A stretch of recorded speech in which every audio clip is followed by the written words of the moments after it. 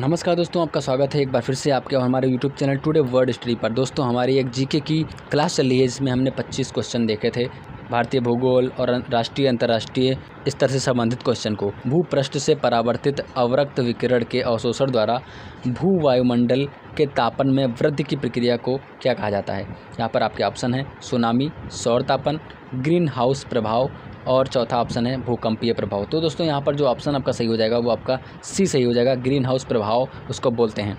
इसमें क्या होता है, जो वायुमंडल में गर्म गैसें पाई जाती हैं जो कि ऊष्मा को अवशोषित कर लेती हैं। सूर्य की जो ऊष्मा होती है उसको अवशोषित करके वातावरण में उसको रख लेती हैं, जिससे कि क्या होता है, वायुमंडल का जो टेम्परेचर है वो बढ़ जाता है। इसी को हम वैश्विक तापन या फिर ग्रीन हाउस प्रभाव कहते हैं। अगला क्वेश्चन देखते हैं दोस्तों। अगला क्वेश्चन है, पृथ्वी के वायुमंडल का सर्वाधिक घनत्व जो है वो कहाँ पर पाया जाता है। आपके ऑप्शन है, पहला है क्षोभ मंडल, दूसरा है समताप मंडल, तीसरा है मध्य मंडल और चौथा है आयन मंडल। दोस्तों, यहाँ पर जो आपका आंसर है वो आपका क्षोभ मंडल हो जाएगा। दोस्तों, वायुमंडल में 5 परतें पाई जाती हैं। पहली होती है क्षोभ मंडल, दूसरी होती है समताप मंडल, तीसरी होती है मध्य मंडल, चौथी होती है आयन मंडल और पांचवी होती है बहिर्मंडल। तो दोस्तों, जो पहली परत होती है क्षोभ मंडल, उसमें जो है घनत्व सबसे ज़्यादा पाया जाता है। अगला क्वेश्चन देखते हैं दोस्तों। अगला क्वेश्चन है, निम्नलिखित में से कौन सी वातावरणीय परत सूर्य की पराबैंगनी किरणों को अवशोषित कर लेती है। यहाँ पे आपके ऑप्शन है क्षोभ मंडल, समताप मंडल, आयन मंडल, ओजोन मंडल। तो देखिए दोस्तों, जो ओजोन मंडल है, ओजोन मंडल जो है वह जो है पराबैंगनी किरणों को अवशोषित कर लेती है। जो सूर्य से पराबैंगनी किरणें आती हैं उनको ओजोन मंडल जो है वो अवशोषित कर लेता है। और जो ओजोन परत है वह किस मंडल में पाई जाती है, तो देखिए वो समताप मंडल में पाई जाती है। यहाँ पर कंफ्यूज करने के लिए समताप मंडल भी दे दिया है और ओजोन मंडल भी दे दिया है। जो ओजोन मंडल है वह समताप मंडल के अंतर्गत पाया जाता है। यानी कि अभी हमने बताया 5 परतें पाई जाती हैं। जो दूसरी परत होती है समताप मंडल की परत, उसमें जो है ओजोन परत पाई जाती है। तो यहाँ पर ऑप्शन डी आपका हो जाएगा। अगला क्वेश्चन है, वातावरण की वह परत जो रेडियो तरंगों को परावर्तित करती है, कौन सी परत है। दोस्तों, अभी मैंने आपको बताया कि 5 परतें पाई जाती हैं। जो चौथी परत होती है वो आयन मंडल होती है और आयन मंडल से ही जो आपके रेडियो तरंगे जो पृथ्वी से ऊपर जाती हैं वो आयन मंडल से टकराकर पुनः पृथ्वी पर वापस लौट आती हैं। इसी के कारण हम लोग टीवी, रेडियो वगैरह सुन पाते हैं। तो दोस्तों, यहाँ पर आयन मंडल सही हो जाएगा, पहला ऑप्शन। आगे देखते हैं अगला क्वेश्चन, पृथ्वी की सतह से सबसे दूर वायुमंडलीय परत किस नाम से विदित है। अभी मैंने बताया दोस्तों, जो आखिरी परत है, 5वीं परत है, उसको हम बहिर्मंडल के नाम से जानते हैं। तो यहाँ पर बी ऑप्शन दोस्तों सही हो जाएगा। अगला क्वेश्चन देखते हैं दोस्तों, विश्व की सबसे बड़ी प्रवाल भित्ति कोरल रीफ निम्नलिखित देशों में से किस एक के तट पर पाई जाती है। तो दोस्तों, जो सबसे बड़ी प्रवाल भित्ति है विश्व की, उसका नाम है ग्रेट बैरियर रीफ। ये जो है प्रशांत महासागर में पाई जाती है और ऑस्ट्रेलिया देश के तट पर पाई जाती है। ठीक है ना। तो यहाँ पर ऑप्शन ए सही हो जाएगा। ग्रेट बैरियर रीफ जो है वह ऑस्ट्रेलिया के तट पर पाई जाती है और प्रशांत महासागर में है। सबसे बड़ी, विश्व की सबसे बड़ी प्रवाल भित्ति कही जाती है। अगला क्वेश्चन है, व्यापारिक पवनों की परिघटना किस कारण से होती है। यहाँ पर ऑप्शन है आपके ऊष्मा का चालन, ऊष्मा का संवहन, ऊष्मा का विकिरण या फिर इसमें से कोई नहीं। दोस्तों, यहाँ पर ऑप्शन आपका बी सही हो जाएगा, ऊष्मा का संवहन। अगला क्वेश्चन है, निम्नलिखित में से कौन विश्व की सबसे बड़ी झील है।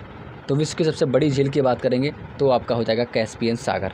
अगर मीठे पानी की बात करता है तो सुपीरियर झील हो जाती, ठीक है ना। तो यहाँ पर ऑप्शन ए सही हो जाएगा, आपका कैस्पियन सागर आपका सही हो जाएगा। दोस्तों, आगे बढ़ते हैं। अगला क्वेश्चन है, निम्नलिखित में से किस एक की सीमा कैस्पियन सागर से नहीं लगती है। दोस्तों, कैस्पियन सागर जो है उसके आसपास बहुत सारे देश हैं। तो यहाँ पर जो 4 देश लिखे हुए हैं, इनमें से कौन सा ऐसा देश है जिससे कैस्पियन सागर की सीमा नहीं लगती है। तो यहाँ पर ऑप्शन आपका सही हो जाएगा आर्मेनिया। आर्मेनिया जो है इसकी जो है कैस्पियन सागर से सीमा नहीं लगती है, बाकी 3 की लगती है। तो यहाँ पर ये ऑप्शन सही हो जाएगा। अगला क्वेश्चन देखते हैं, निम्नलिखित में से वह सागर कौन सा है जो भूबद्ध है। यानी कि भूबद्ध का मतलब है कि वह चारों ओर भूमि से घिरा हुआ है। यानी कि ये सागर है और चारों ओर से भूमि से घिरा हो, उसे भूबद्ध सागर कहते हैं। तो यहाँ पर जो ऑप्शन आपका सही हो जाएगा वो हो जाएगा अरल सागर। अरल सागर जो है वो चारों ओर भूमि से घिरा हुआ है, इसीलिए उसको भूबद्ध सागर कहते हैं। दोस्तों, अगला क्वेश्चन है, कौन सी ऐसी नहर है जो बाल्टिक सागर को उत्तरी सागर से मिलाती है। तो दोस्तों, यहाँ पर ऑप्शन दिए हुए हैं सुएज, पनामा, कील तथा सू नहर।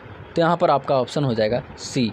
कील जो नहर है वह बाल्टिक सागर और उत्तरी सागर को मिलाने का कार्य करती है। दोस्तों यहाँ पर अगला क्वेश्चन है, निम्नलिखित में से कौन सा अंतर्राष्ट्रीय जलमार्ग का प्रचालन जलपाश यानी कि लाक पद्धति के द्वारा किया जाता है। यहाँ पे आपके ऑप्शन है स्वेज नहर, राइन नदी, डेन्यूब नदी, पनामा नहर। तो यहाँ पर आपका उत्तर सही हो जाएगा डी ऑप्शन, पनामा नहर। दोस्तों यहाँ पर अगला क्वेश्चन है, निम्नलिखित में से कौन सा एक गर्म सागरीय धारा है। पूर्वी ऑस्ट्रेलियाई धारा, या फिर पश्चिमी ऑस्ट्रेलियाई धारा, या फिर बेंगुएला धारा, या फिर पीरू धारा। तो दोस्तों यहाँ पर जो है ए ऑप्शन सही हो जाएगा आपका, पूर्वी ऑस्ट्रेलियाई धारा जो है वो गर्म सागरीय धारा कहलाती है। निम्नलिखित में से कौन सा शहर किसी देश की राजधानी नहीं है। यानी कि 4 ऑप्शन दिए हैं, इनमें से 3 जो है वो किसी न किसी देश की राजधानी है, एक जो है वो किसी देश की राजधानी नहीं है। तो यहाँ पर ऑप्शन जो सही हो जाएगा वो आपका सिडनी हो जाएगा। सिडनी जो है वो किसी भी देश की राजधानी नहीं है। कौन सा देश सबसे ज़्यादा द्वीपीय समूहों से मिलकर बना हुआ है। तो आपको पता होना चाहिए सबसे ज़्यादा द्वीपों से निर्मित जो देश है वो आपका हो जाता है इंडोनेशिया। इंडोनेशिया जो है वो द्वीपों से निर्मित देश कहलाता है। आगे बढ़ते हैं, निम्नलिखित प्रशांत महासागरीय द्वीपों में कौन मेलनेशिया द्वीप समूह में सम्मिलित है। यहाँ पर आपके ऑप्शन दिए हुए हैं। यहाँ पर पहला ऑप्शन सही हो जाएगा सोलोमन द्वीप। सोलोमन द्वीप जो है वो आपका मेलनेशिया द्वीप समूह में सम्मिलित है। आगे देखते हैं अगला क्वेश्चन, हवा के तेज वेग से बने रेतीले टीलों को क्या कहा जाता है। 4 ऑप्शन दिए हुए हैं। तो यहाँ पर आपका ऑप्शन सही हो जाएगा मरु टिब्बा। आगे देखते हैं अगला क्वेश्चन, टकला मकान मरुस्थल किस देश में स्थित है। टकला मकान जो है वो आपका चीन में स्थित है। यहाँ पर सी ऑप्शन आपका सही हो जाएगा, चीन में स्थित है टकला मकान। गोबी मरुस्थल जो है वो उत्तरी चीन और दक्षिणी मंगोलिया में स्थित है। सहारा का मरुस्थल जो है वो आपका अफ्रीका में है, और जो आपका थार का मरुस्थल है वो आपका भारत के उत्तर पश्चिम में स्थित है।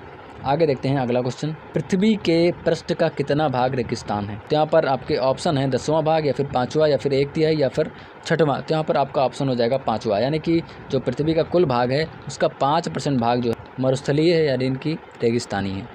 आटाकामा मरुस्थल किस दक्षिणी अमेरिकी देश में स्थित है। आटाकामा मतलब किस देश में स्थित है। तो यहाँ पर आपका ऑप्शन हो जाएगा चिली में स्थित है।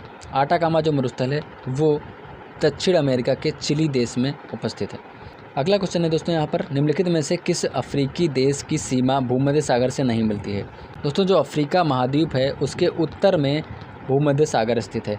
तो भूमध्य सागर से कौन सी देश की सीमा जो है वो नहीं लगती है, ये आपको बताना है। तो देखिए मोरक्को की भी लगती है, ट्यूनीशिया की भी लगती है, अल्जीरिया की भी लगती है, चाड की जो है वो नहीं लगती है भूमध्य सागर से। तो यहाँ पर आपका बी ऑप्शन सही हो जाएगा। दोस्तों अगला क्वेश्चन है, कौन सा जलडमरू ऑस्ट्रेलिया और तस्मानिया को पृथक करता है। दोस्तों यहाँ पर आपका ए ऑप्शन सही हो जाएगा, बास जलडमरू जो है वो आपका ऑस्ट्रेलिया और तस्मानिया को पृथक करने का कार्य करता है जलडमरू। आगे बढ़ते हैं, अगला क्वेश्चन देखते हैं, हिंद महासागर और लाल महासागर को कौन सी जलसंधि जोड़ती है। तो देखिए दोस्तों जो हिंद सागर है और जो लाल सागर है उसको जो है वो ए ऑप्शन वाली जलसंधि जोड़ती है। बाब अल मंदेव जो जलसंधि है वो हिंद महासागर को लाल सागर से जोड़ने का कार्य करती है। मेन चीज़ कि एक सागर की जो जल है वो दूसरे सागर में जब मिलता है तो उस मिलने वाली जगह को एक जलसंधि का नाम दे दिया जाता है, वही जलसंधि कहलाती है। तो यहाँ पर उस जलसंधि का नाम दे दिया गया है बबल मंदेव। यहाँ पर आपका अगला क्वेश्चन हो जाता है, चिली और पेरू के तट से दूर शीतजल के अप्रवाह से बनी धारा क्या कहलाती है। यहाँ पर एल नीनो धारा, हम्बोल्ट धारा, या अगुलहाश, या फिर कैनेरी धारा। तो यहाँ पर आपका बी ऑप्शन सही हो जाएगा, हम्बोल्ट धारा कहलाती है।